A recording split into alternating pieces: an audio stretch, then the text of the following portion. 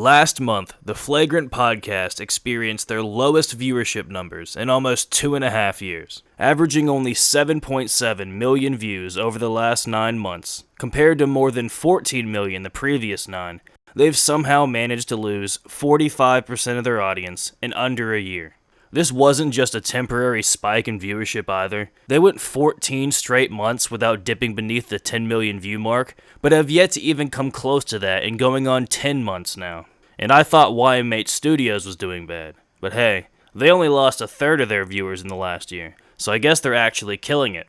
With nearly half of the fans not even bothering to tune in anymore, and the ones still left spending most of their time complaining, I think it's safe to say that we're rapidly entering the Flagrant death spiral. I mean, what else can be expected after you blatantly scam your fans, and then turn your internet show into something with the same level of authenticity as your average morning talk show? I gotta ask you something. Yeah. The mustache. Yeah.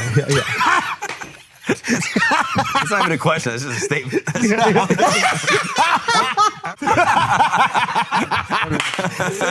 you going? Where are you going? I gotta stand up now?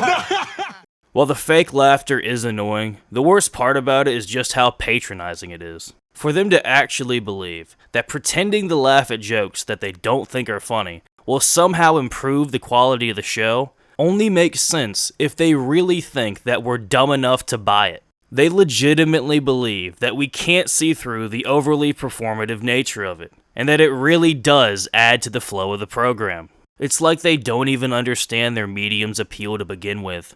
If we wanted to watch overproduced, completely insincere slop targeted to the lowest common denominator, we would just watch TV. The best example of this disconnect is how they all just start copying their favorite television segments. Like Andrew's unbelievably corny, completely played out late-night monologue format. America. Last week, we witnessed a one-of-a-kind event. A felon destroyed a government official. No, not that one. I'm talking about the debate. Trump did something we've never seen before. He took down a vegetable, and Sleepy Joe proved he's the modern-day JFK because his fucking brain was all over the place. Listen, Kamala may be the Jamaican one, but Biden looked like he had a blood clot, if you ask me. He got more drool on that podium than the Haktua girl with a sinus infection. Now, the question everyone's asking is who won the debate, and it depends. Depends. You know, the adult diapers that allowed these two Metamucil monkeys to talk for 90 minutes without a piss break. I mean, Trump's bladder must have looked like Lizzo's yoga ball. And let's be honest, Biden didn't make it all the way through. His underwear were more soaked than a Dubai strip mall. Biden is out and Kamala is in. The election went from drool runnings to cool runnings faster than a female cop can fumble her firearm. Move over, RFK. This November, we've got a new throat goat, and apparently her headshots don't miss. Kamala Harris, or as we call her, Warhawk Tua, the half-black, half-Indian parents met at a 7-Eleven robbery, is officially the Democratic nominee. Surely the Dems, the party that calls Trump the end of democracy, surely they allowed the voters to choose Kamala, right? What? No? Wait, there's no right to choose? Guys, this is a presidential election, not a woman's body in Oklahoma. Now, I don't want to seem like a flat-earthing, dinosaur-denying, believe-all-women conspiracy theorist, but it kind of feels like the Democrats dragged Biden's lifeless corpse through the campaign long enough to avoid a primary so they could place whoever they wanted as the nominee. And that's about as democratic as North Korea's Got Talent. Here's a great idea. Everyone hates late-night talk shows now because it's completely predictable and formulaic. Why don't I do a one-to-one copy of the most standardized segment that the show has to offer? I don't understand why they don't just try and do anything innovative at all. It's not like you're at risk of turning away your audience. Half of them are already gone. You have millions of dollars, endless industry connections to the top professionals in every field known to man, a platform with zero restrictions to the format of your content. Yet you choose to just give people the same shit they've been seeing for half a century. What they fundamentally fail to understand is that what originally drew people to podcasts was that it offered something different.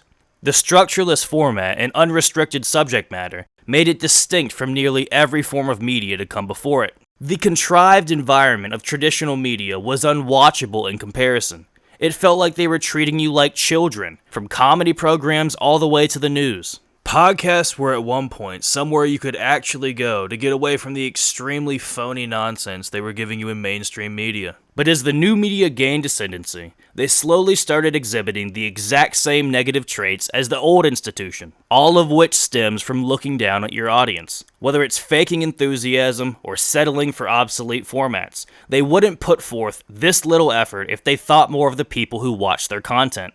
It calls back to the cycle I mentioned in my last video. Money and fame fuels their ego to the point where it overshadows any natural talent and ability. What used to be aided by their charisma and likability now has to overcome their newfound intolerability. And very few people are talented enough for us to really separate the art from the artist. As this guy pointed out in my comments, it really does seem like we're approaching the end of the Rogan era in comedy.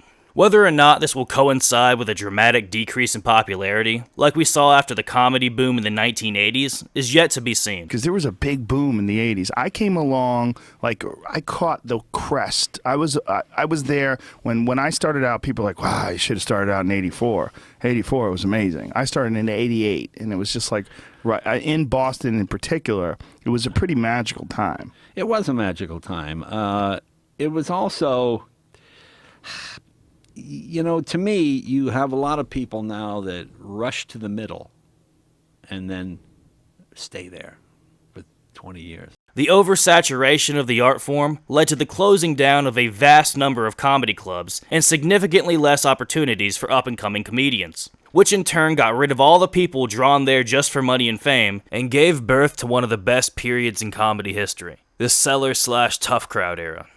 Yeah. And I remember being on the show, and then I remember leaving going, geez, I should have called Bill Cosby a douchebag. Like, I probably shouldn't do that. I feel like a lot of people left the show saying something like that about something. Oh, that was the show.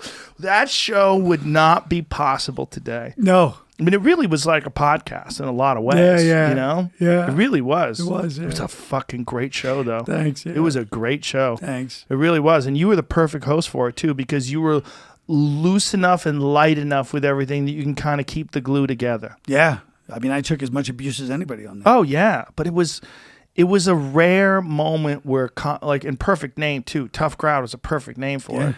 The majority of even pretty successful comedians during this era weren't making extreme amounts of money, especially not when you compare it to today. There was usually only one at a time who would make it big in the industry, and then they would all hire their friends to their television shows or other projects, and give them a little bit more money than what they were making on the road. But if you think about it, these people were for the most part living pretty modest lives. The biggest egos belonged to the radio guys, who were making more money than any of the comedians. But with comedy and podcasting being as popular as it is right now, it's almost impossible for them to stay down to earth. Hopefully we'll see something change soon. It's starting to seem like they're actually on their way out. So, I'll keep you guys posted. Please like, please subscribe. Thank you for watching. Hope you enjoyed the video.